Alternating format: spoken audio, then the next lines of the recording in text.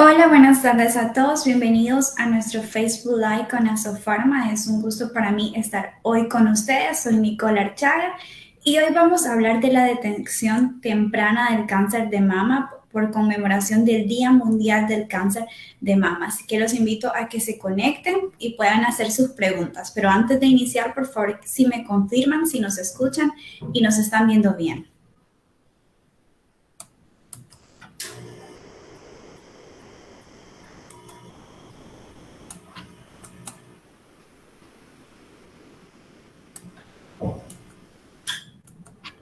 Una vez confirmado de que sí nos escuchan y nos pueden ver bien, entonces damos inicio. Como les decía, no duden en hacer sus preguntas. Hoy conmemoramos el Día Mundial del Cáncer de Mama, así que este Facebook es hecho para ustedes, para que puedan despejar todas sus dudas. Y hoy me encuentro con la doctora René Lucía, especialista oncólogo médico. Así que bienvenida, doctora. Es un placer para nosotros tenerla hoy. Gracias por la invitación, es un gusto.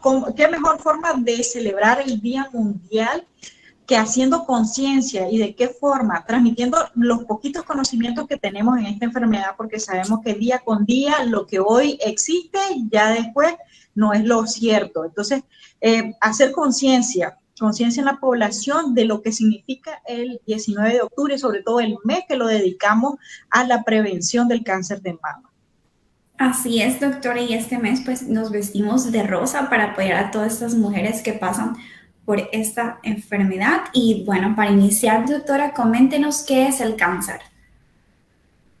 Ese es un término bastante ambiguo. El cáncer es un crecimiento anormal de una célula que tiene mutaciones. Las mutaciones pueden ser genéticas o pueden ser adquiridas a lo largo de la vida. En condiciones normales, una célula normal, valga la redundancia, se multiplique, se divide para generar dos células hijas con un material genético idéntico. ¿Qué pasa? De que al haber una célula mutada, este crecimiento que en condiciones normales se frena y esta multiplicación que se frena no pasa en el cáncer, sino que esta célula adquiere esas características de inmortalidad y de no hay un freno en esa capacidad de multiplicarse y de dividirse. Entonces, el total de células que van multiplicándose sin control llegan a formar un cúmulo de células y es ahí donde aparecen los tumores, las neoplasias que convergen y van creciendo y tienen las características de invadir otros tejidos. Entiendo, doctora. Bueno, les decía, no se olviden de hacer todas sus preguntas. Ese es un tema muy bonito para poder entenderlo, para poder conocernos y sobre todo para hacer conciencia. Continuando, doctora, ¿cómo se produce el cáncer de mama? El cáncer de mama, debo mencionar primero, ¿verdad?, que ocurre lo anteriormente señalado, hay un crecimiento desordenado, desorganizado, no hay un freno para ese crecimiento, pero específicamente hablando del cáncer de mama, es el que se originó en estas células. Cabe mencionar que en la mama existen tres tipos de células donde pueden aparecer esta anormalidad.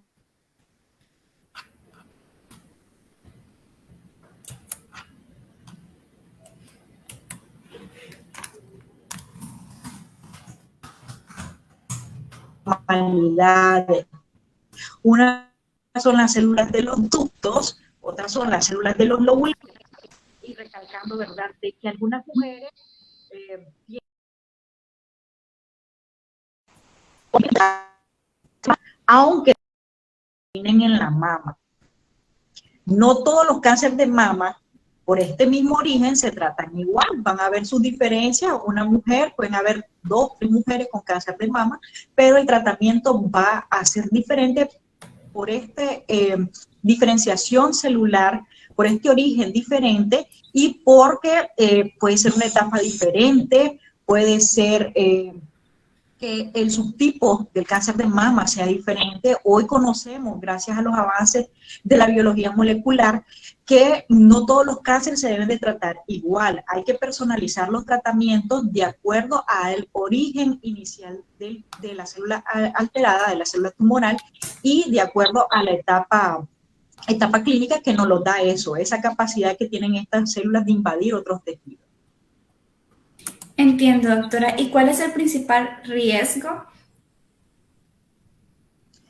Bueno, los riesgos van a estar dados por la etapa clínica, pero antes de hablar de esto, de las etapas clínicas, hay factores de riesgo que nos llevan a adquirir el cáncer de mama. Podemos hablar desde factores de riesgo biológicos como son la edad.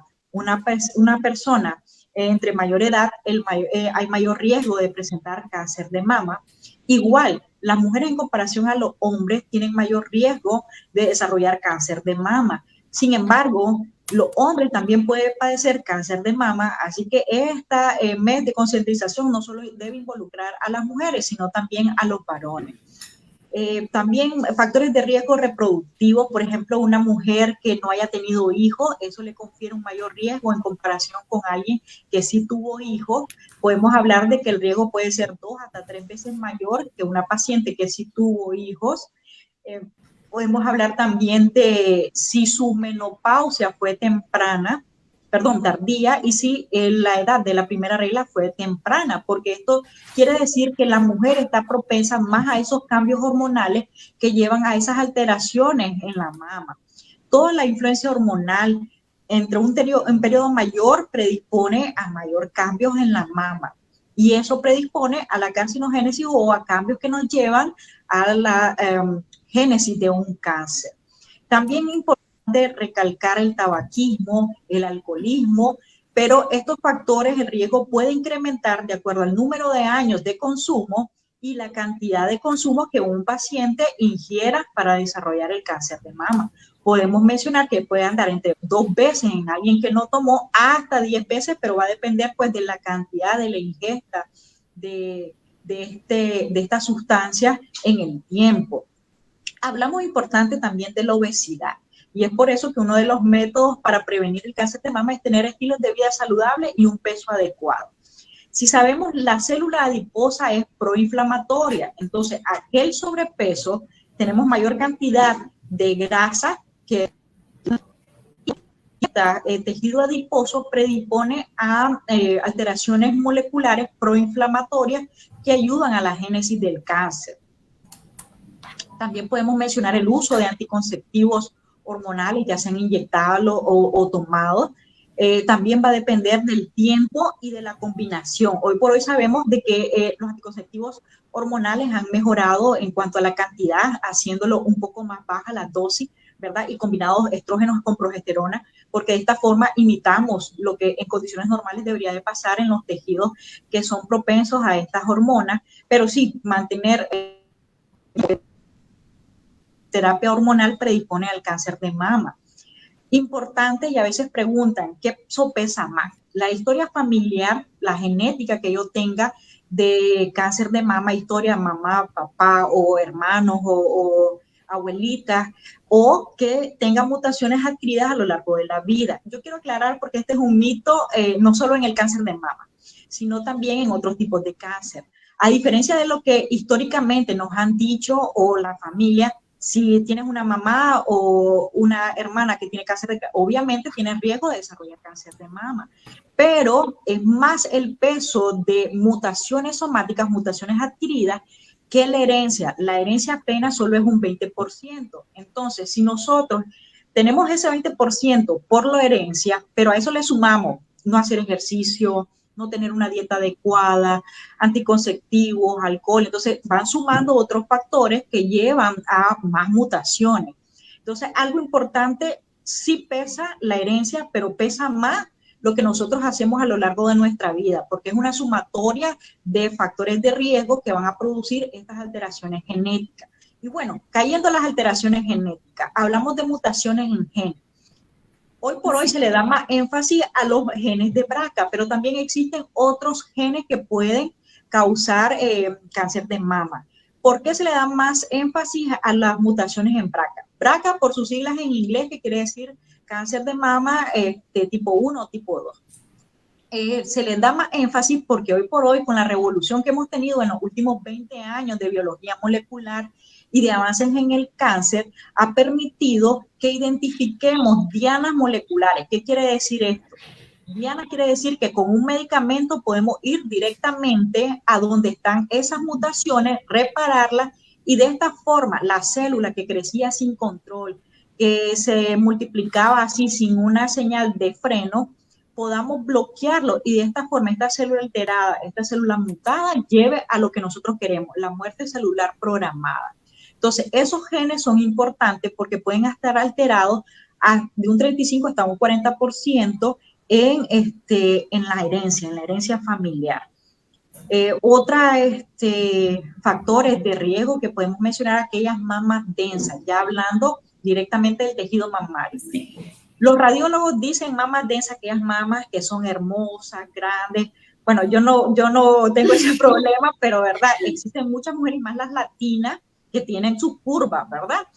Y esas mamas que son abundantes en tejido, con la simple mamografía no se puede definir una alteración, entonces tenemos que combinar varios métodos de estudio. Pero bueno, esas mamas pueden albergar alteraciones, albergar calcificaciones que en cierta medida podemos decir esto es algo normal, pero no, puede haber algo escondido porque el tejido conectivo ahí es mayor.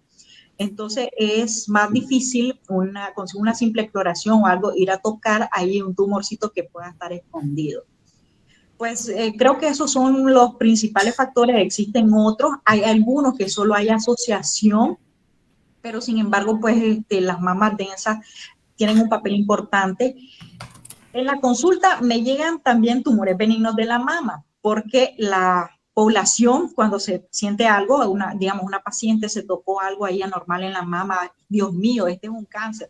Pues no, existen lesiones benignas que no tienen un riesgo de cáncer de mama, pero también existen lesiones benignas de la mama o tumores benignos que pueden tener un potencial de malignidad, o sea, hacerse un cáncer. Digamos, lo más frecuente, un quiste. Los quistes no tienen potencial de malignidad. El fibroadenoma, que es la otra alteración benigna, no tiene un alto potencial de malignidad, pero si eso lo dejamos avanzar y no le damos seguimiento, tiene cierto riesgo de malignidad. Y así, las que más potencial de malignidad tienen son las lesiones proliferativas con atipia o hiperplasias ductales con atipia. Entonces, aquí es importante la comunicación que tengamos, primero, nosotros mismos al conocer nuestro cuerpo y segundo, con nuestro médico de cabecera para que vaya a explorar aquello que nos está quitando el sueño o que estamos pensando, y más si tenemos familiares que ya han pasado por este proceso, ¿verdad? De ir a descubrir si eso es algo maligno o no es algo maligno. Pues yo creo que los principales factores de riesgo los podemos resumir en eso. Sí, entiendo, doctora. Y en sí, ¿cómo podemos detectar el cáncer de mama? Recalcando lo anterior, lo principal es conocer nuestro cuerpo.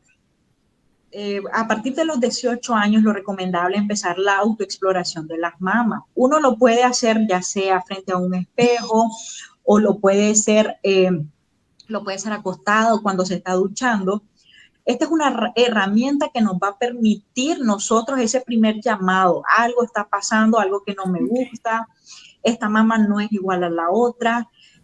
Yo me asusto a veces porque ya señoras mayores de 70 años no les gusta que las exploren, pero tampoco quiere decir que ha tenido esa comunicación con alguien de la familia o ella no se tocó para llegar hasta ese tamaño de ese tumor. Entonces, lo primero, el éxito es la detección temprana de una lesión de mama. ¿Y cómo lo vamos a hacer? Es la autoexploración.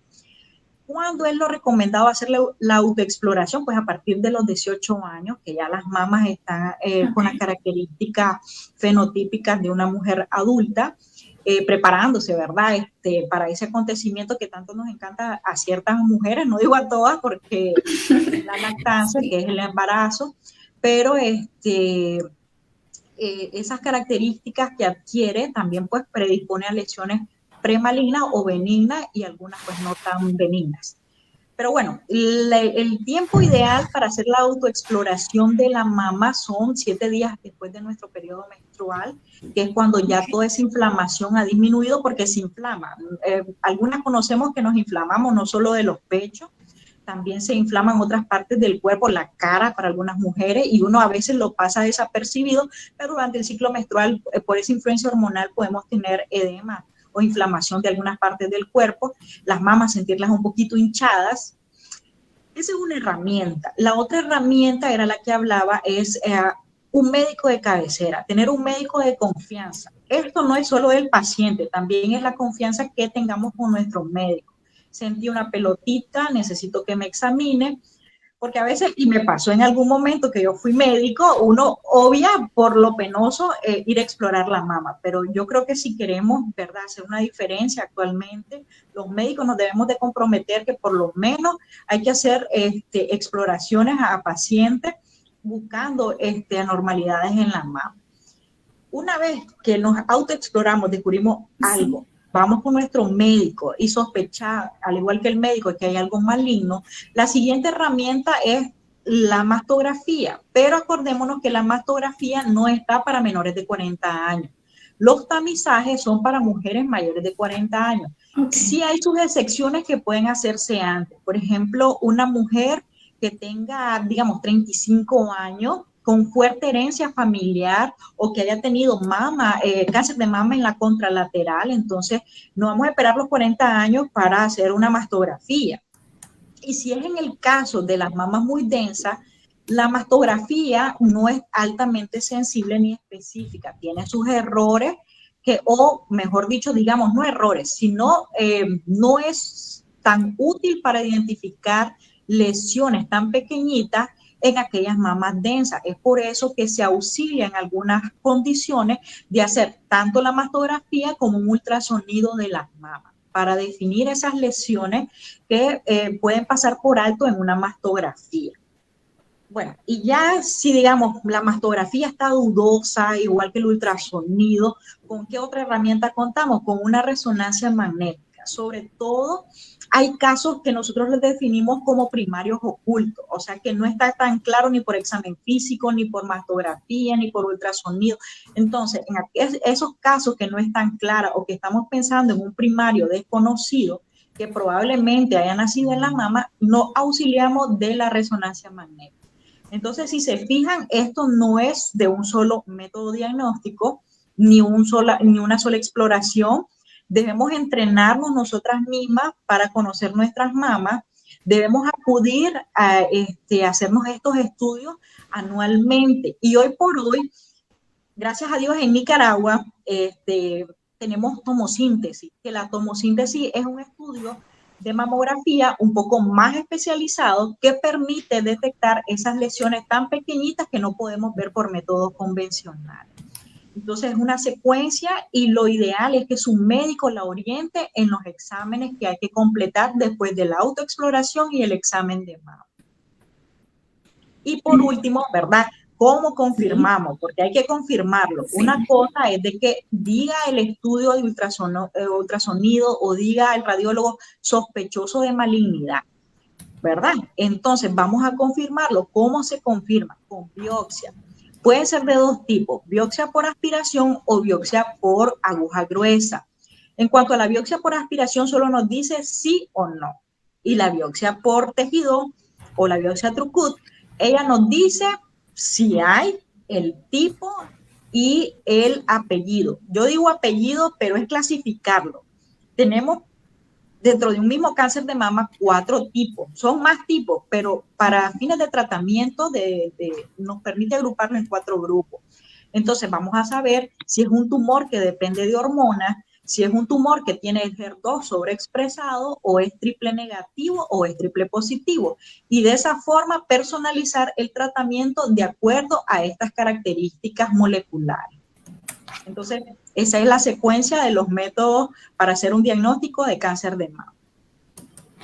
Entiendo, doctora. ¿Y cómo se trata este cáncer de mama? Bueno, ya mencionábamos de que primero es clasificarlo. Así ¿Cómo es. lo clasificamos? Una vez que tenemos la biopsia, Esto nos dice es un luminal A, luminal B, un HER2 positivo, un triple positivo o un triple negativo. Pero también tenemos que ver la etapa clínica. ¿Cómo hacemos la etapa clínica? Tenemos que ver cómo está el estado de los pulmones, puede ser radiografía o tomografía, tenemos que valorar el estado del hígado para valorar si hay metástasis con ultrasonido o tomografía. Acordémonos que no todos los hospitales, o por lo menos está la situación de Nicaragua, contamos en todos los lugares con tomógrafo. Entonces, reemplazar esto por lo que tengamos a disposición. En el hospital contamos con tomografía, así que pues en ese punto no hay problema. Pero sí, valorar hueso, pulmón e hígado, que son los sitios más frecuentes que hacen metástasis o un cáncer de mama. Esto nos va a permitir, según la clasificación que utilizamos los oncólogos, que es la AJCC, permite decir si una mujer está en etapa 1, si una mujer está en etapa 2, en una etapa 3 o en una etapa 4. ¿Por qué es importante clasificarlo? Porque los tratamientos vienen de acuerdo, uno, al apellido que ya mencionábamos y dos, a la etapa clínica. Las etapas 1, 2 y 3 son curables. Solo en la etapa 4 que ya pues solo damos tratamiento paliativo. Vamos buscando la curación en una etapa 1, 2 y 3. Es por eso que todo este festejo del mes de concientización nos lleva a adoptar políticas y adoptar digamos, lineamientos para cada día no llegar a estas etapas tan tardías, tan avanzadas, y el éxito de una curación de una paciente con cáncer de mama está en el diagnóstico precoz. O sea, no es lo mismo que te den un diagnóstico desde una etapa 1, una etapa 2, que se cura, a una etapa 3C o 4, que ya pues estamos buscando solo controlarla como una enfermedad crónica. Entonces, estamos encaminados en eso, todos los que estamos en contacto para el tratamiento del cáncer de mama, cada día descubrirla de forma oportuna, de forma temprana, para que no lleguemos pues a esas etapas avanzadas. Igual, no se trata igual una etapa 1, una etapa 2, una etapa 3. Las etapas 1 y 2 va acompañado de cirugía de la mama.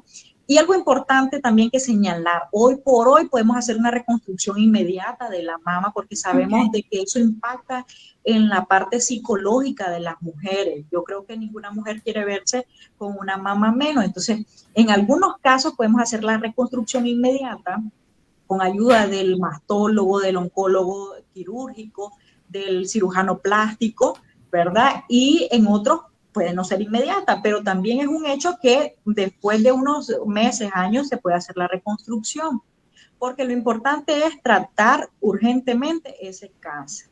Entonces, como vemos, pues no es tan simple el tratamiento. Algunos necesitan hormonoterapias. Estos son bloquear esas hormonas que alimentan la célula tumoral, las células de cáncer.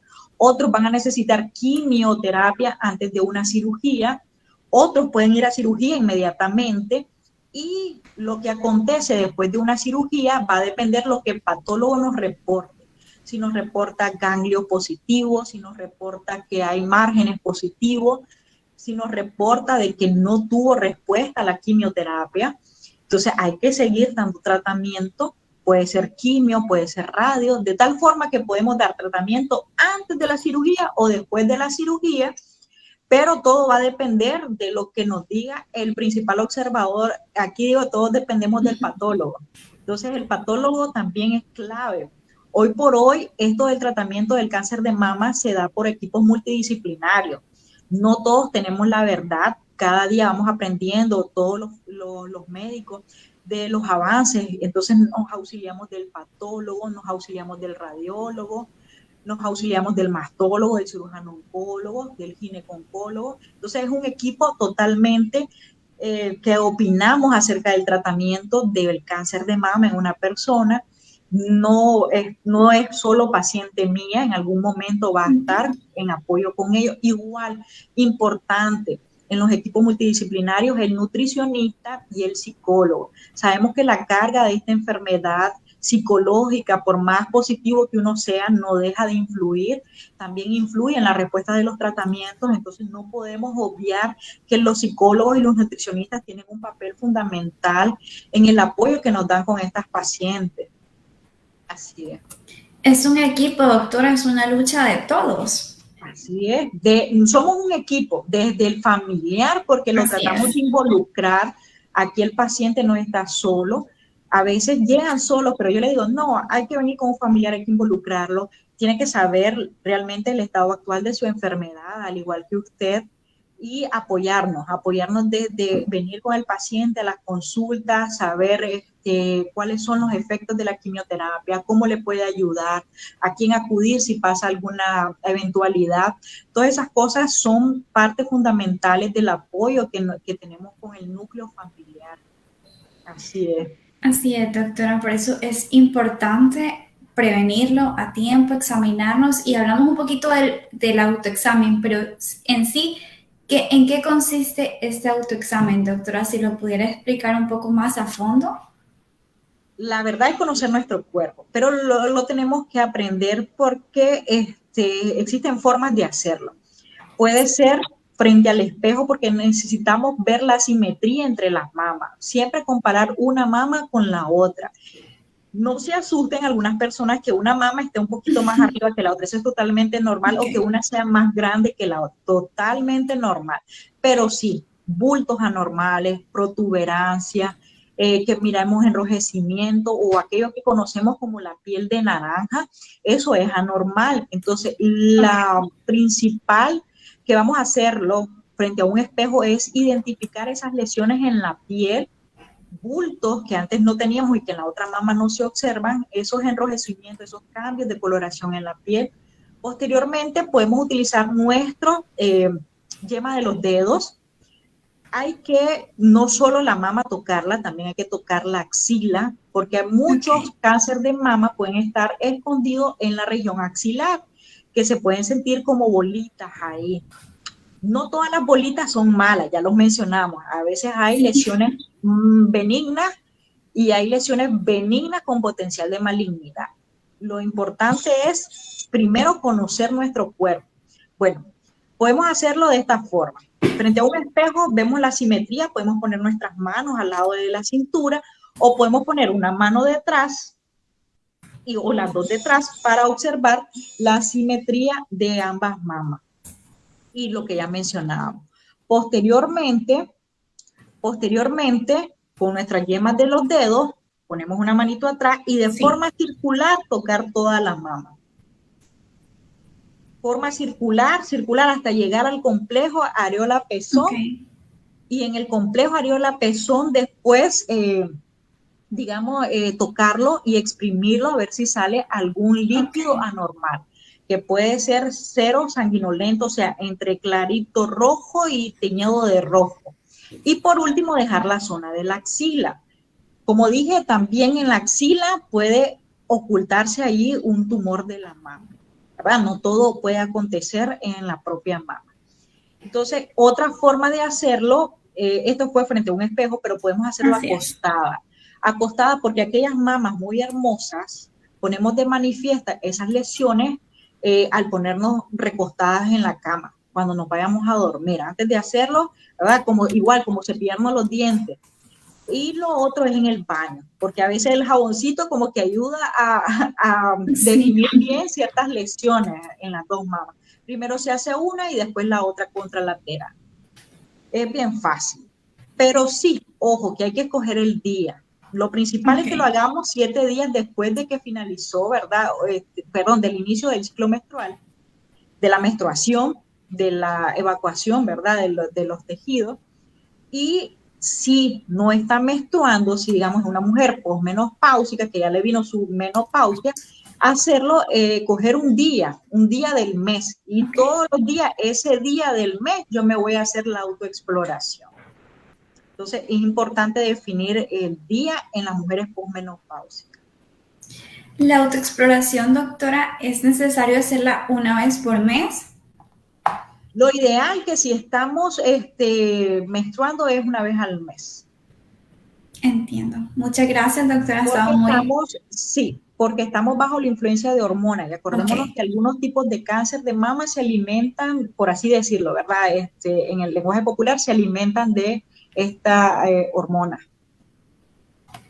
Entiendo, doctora, gracias. Vamos a tener una pequeña pausa. Luego de esta pausa continuamos con las preguntas que nos han hecho en nuestro Facebook Live.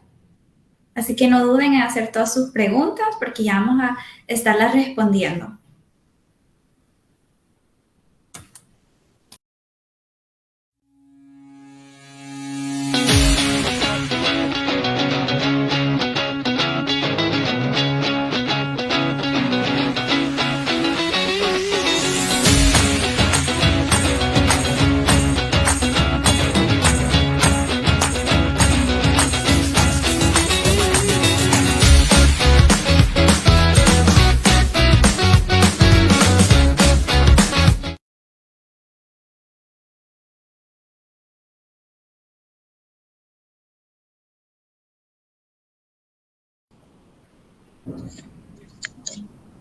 Pues sí, doctora, continuamos y por aquí le dejan muchos saludos y nos dicen que es una excelente iniciativa. Tenemos una consulta que dice que si una mujer que está lactando puede hacerse una mamografía. La verdad que a veces lo ideal es un ultrasonido porque las mamás durante la lactancia se llenan del líquido del calostro de la leche materna y a veces para definirla en una mastografía es bastante difícil. Vamos a empezar con un ultrasonido, que sería lo idóneo para identificar, sobre todo porque durante la lactancia se dan las mastitis o enfermedad granulomatosa de la mama. Entonces, más factible un ultrasonido durante la lactancia. Entiendo, doctora. Igual nos consultan cómo se puede confirmar un diagnóstico de cáncer de mama. Como dijimos, podemos tener lesiones sospechosas en una mastografía o en el ultrasonido, pero el definitivo nos lo va a dar la biopsia, ya sea por aguja fina o por aguja Trucut. Yo prefiero la Trucut porque esa aspiramos, son cortes de tejido, mientras que en la biopsia por aguja fina solo extraemos células y solo vemos si son o no son. Mientras que en la Trucut, pues ahí ya nos dice tejido inflamatorio o si realmente es cáncer o no es cáncer. Entiendo, doctora. ¿Y una mujer con senos pequeños tiene menos probabilidades de padecer cáncer de mama? Más que todo, la densidad mamaria predispone a cáncer. Los senos pequeños, si es menos tejido graso, pues el riesgo es menor en comparación con estas mamas muy densas, muy grandes. Pero los riesgos no solo está dado por la cantidad de tejido. Sabemos que hay otras alteraciones u otros factores de riesgo que también pueden predisponer. Entonces, tanto mamas pequeñas como medianas o grandes pueden tener riesgo de padecer cáncer de mama. Acordémonos que el cáncer de mama es de las neoplasias que ocupan el primer lugar a nivel mundial. No difiere de tamaño, no difiere de, digamos, de color, de raza, de todas estas cosas. Entonces, es por eso que hoy nos encontramos aquí celebrando la lucha contra el cáncer de mama por medio, pues, de todas estas dudas, llevarlas a que ya no existan, o por lo menos fomentar el interés en conocer de esta enfermedad. Así es, así que los animo, los invito a que sigan realizando todas sus consultas. La doctora con mucho gusto les va a atender. Y nos consultan también qué debería hacer una mujer si su mamografía resulta sospechosa. ¿Cuál sería el primer paso? Bueno, hay que ver cuál es la cantidad de sospecha, digámoslo así, o cuál es el grado de sospecha. Los radiólogos utilizan lo que llamamos el PIRATS, que es un score, es una tablita que entre mayores cambios parecidos a algo anormal, ellos le van dando cierto nivel. Por ejemplo, 1, 0, 1, 2, 3, 4, 5 y 6.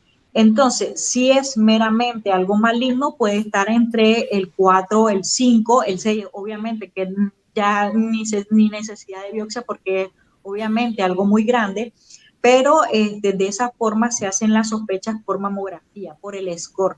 Por ejemplo, un score 0, uno puede hacer pensar, 0 es mejor. No, 0 quiere decir que todavía no se puede definir si es algo benigno o maligno. Un score 1 obviamente es bueno porque es negativo, un score 2 es negativo, el 3 ahí anda más o menos, pero no lo da ni benigno ni maligno. 4A, 4B o 4C, sobre todo el 4C pues ya hay que ir a biopsiar. El quinto ya lo da definido relativamente maligno y el 6 pues ya sin evidencia de algo que necesitemos ir a biopsiar, ya se ve el espécimen que es algo malo. Entonces, por eso es que no todas las mamografías, eh, aunque reporten un VIRAS 1 o 2, sí, es algo anormal.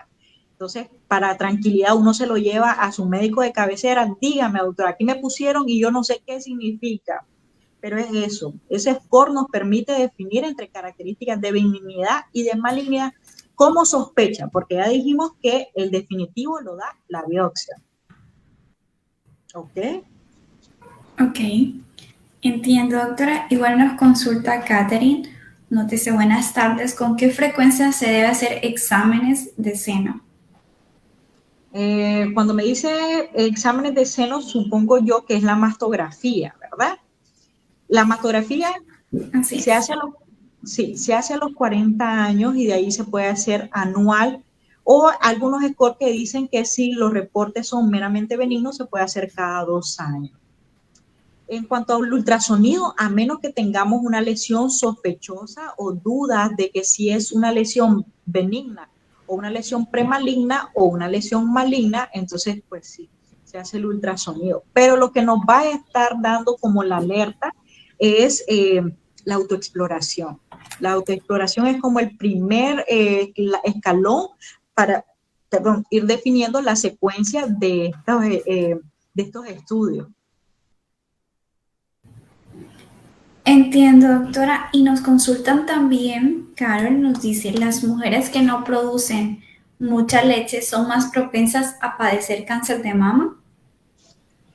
Entre los factores de riesgo que me faltó mencionar está la historia, digamos, de embarazos o la historia de lactancia. Okay. La lactancia materna es un factor protector para el cáncer. Aquellas mujeres que no salieron embarazadas antes de los 30 años o las que no dieron lactancia de materna tienen hasta 3 veces más riesgo de desarrollar cáncer. Okay.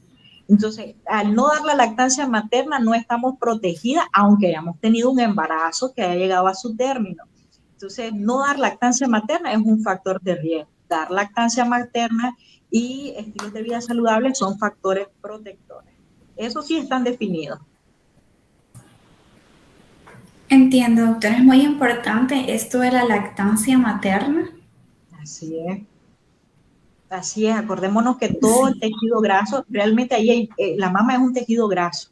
Y los tejidos grasos son proinflamatorios, predisponen a cáncer.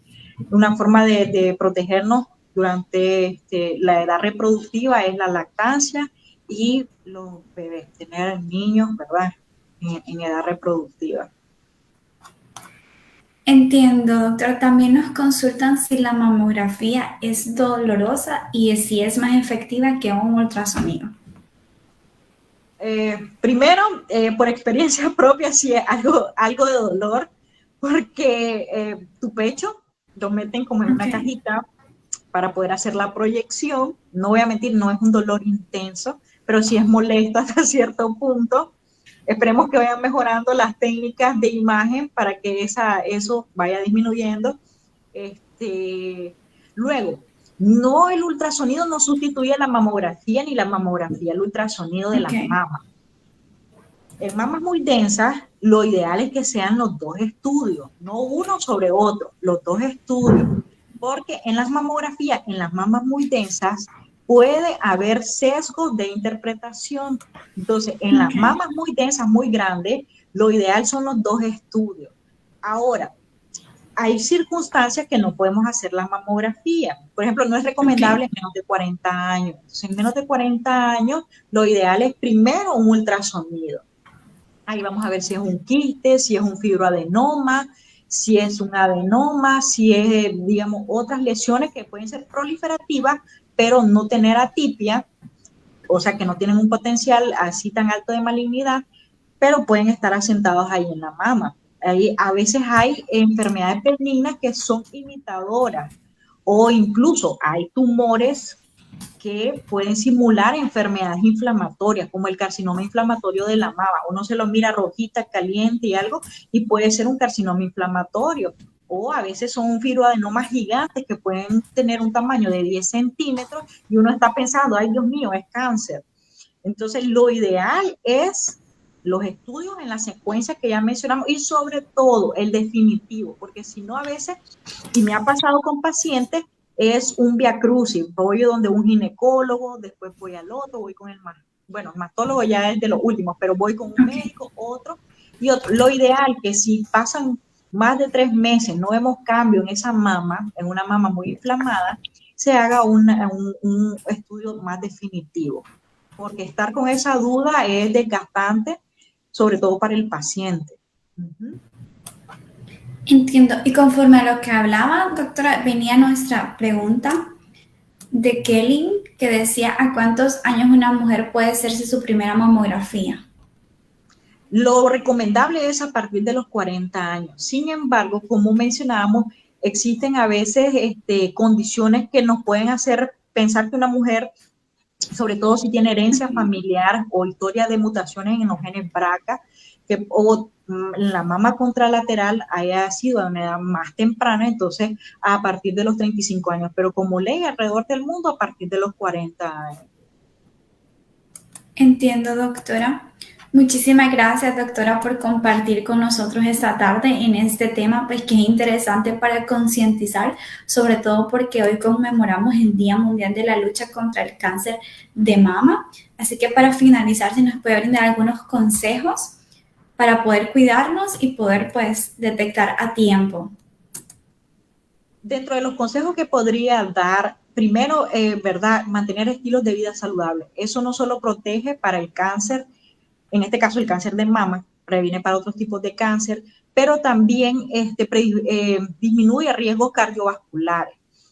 Ese sería el primero. No tener una vida sedentaria, hacer ejercicio físico. Entre mejor tengamos nuestras capacidades funcionales, nuestro índice de masa corporal, estamos combatiendo, tenemos un sistema inmunológico muy activo que va a combatir cualquier célula tumoral. Hoy por hoy se sabe que esta célula tumoral evade el sistema inmunitario, entonces si lo tenemos débil por no hacer ejercicio, por comer mucha comida chatarra, entonces que son alimentos proinflamatorios, esto no nos va a proteger para eventual desarrollo de cáncer. Entonces, primero un peso saludable, estilos de vida saludable. Podemos beber alcohol, pero limitado. Yo siempre he dicho que los abusos o los excesos son los que predisponen a cualquier tipo de efecto o complicación. Entonces, ocasional, 24, 25 de diciembre, fechas así, familiares, ¿verdad? Pero los excesos son perjudiciales. Bueno, podemos mencionar también la autoexploración como prevención. Ahí está el éxito porque conocer nuestro cuerpo nos va a alertar de cualquier lesión sospechosa. Vuelvo y digo, no todas las lesiones en la mama son malignas, pero entre mejor conozcamos nuestro cuerpo, vamos a estar alertas para decirle a nuestro médico de cabecera y mandar los estudios pertinentes. Lo otro es, ojo con algunos anticonceptivos, ¿verdad? Entre más tiempo, se dice que más de 5 años, pues predispone a padecer cáncer. Entonces, siempre estar con el de fertilidad o su ginecólogo, ¿verdad? Valorando este riesgo, sobre todo si hay historias familiares de cáncer de una hermana, de una mamá, de una abuela, ¿verdad? De la historia de anticonceptivos. Y en otros países, ¿verdad? Mapeo genético, si hay mucha carga tumoral, sobre todo puede estar asociado no solo a hablar de cáncer de mama, a veces podemos tener ovario, entonces cáncer de ovario en la familia, mucho ojo, porque hay síndromes que comparten mama-ovario, o los síndromes de Lynch también, si hay historia familiar de estos síndromes, pólipos anormales. Entonces, también, ojo, estar pendiente, ¿verdad? De hacernos un chequeo. Yo creo que lo malo que tenemos todos los latinos es que, bueno, lo veo mucho aquí en Nicaragua, no tenemos ese, digamos, de estarnos haciendo chequeos regulares. Yo creo que lo dejamos hasta que nos apareció algo anormal. Entonces, instar, aunque por lo menos una vez al año, un chequeo completo, de pies a cabeza. Lo ideal sería, ¿verdad?, 2 veces al año, pero instar a eso, a hacerse un chequeo completo de cualquier anormalidad, no solo en las mamas, este mes porque es cáncer de mama y es Así una es.